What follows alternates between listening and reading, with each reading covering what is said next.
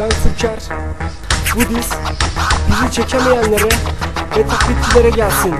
Farklı bu eşsiz, her zaman rakipsiz. Dikkati çekiyor o beceriksiz. Tam bir adıyla, kıvamda tadıyla, karayel gibi çarpar tokadıyla. Doğdu bu güneşim kalpten hayata, eğmedi boynunu o düştü yollara. Sormadı bir soru, olmadı kanser, hırsız caymadı, kalmadı fanları. Önüne gelen DJ ya da MC, düşünme artık, biliyoruz hepsini. Bir kere ağlasın, bu rapimi bağlasın, olmayan hakkının hesabını sormasın. Hesap bitap ve de harap bitap ya da Arap kırat. Ama salak malak hani yalaka bu kızlar. Çalmaya sazlar, susmaya mikler, hayli bir zorlar. Hırlar arkadan bahane yarattınız, Türker'in damarı tek onura baktınız. İnadı bırak, yoksa bizi sevecen mi? Biz rapçiysek bize verecen mi? Farklı bu eşsiz, her zaman rakipsiz. Dikkati çekiyor o beceriksiz. Tam bir adıyla, kıvamda tadıyla, karayel gibi çarpar tokadıyla. Taklidi silah, gerçek burada, tek güç kaldı, kimse yok arada. Ben Türker ve de Onur yanımda,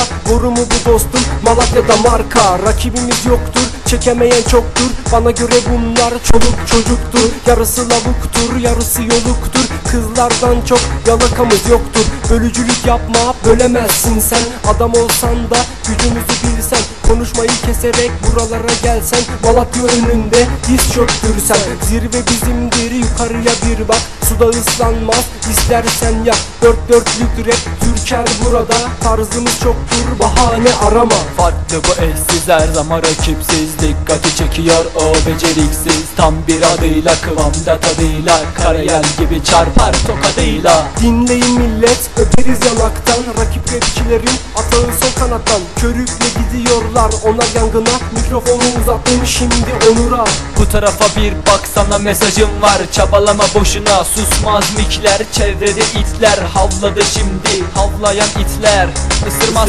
Doyamadı bize, azı kalamadı cebine, alamadı yarısını, satamadı kime ne? Zor mu geldi lan horda, görme beni, affedilmez yanlışı yapma deli. Delimeli bilemem, seni çekemem, git. Yalakalık yapma, yapacaksan bit. Her türlü gideriz hızlı derinden, nakarata girsen bu kadar benden. Farklı bu eşsiz, her zaman rakipsiz. Dikkati çekiyor o beceriksiz. Tam bir adıyla, kıvamda tadıyla, karayel gibi çarpar tokadıyla. Farklı bu eşsiz, her zaman rakipsiz. Dikkati çekiyor o beceriksiz. Tam bir adıyla, kıvamda tadıyla, karayel gibi çarpar tokadıyla. Tokat gibi çarpar adama.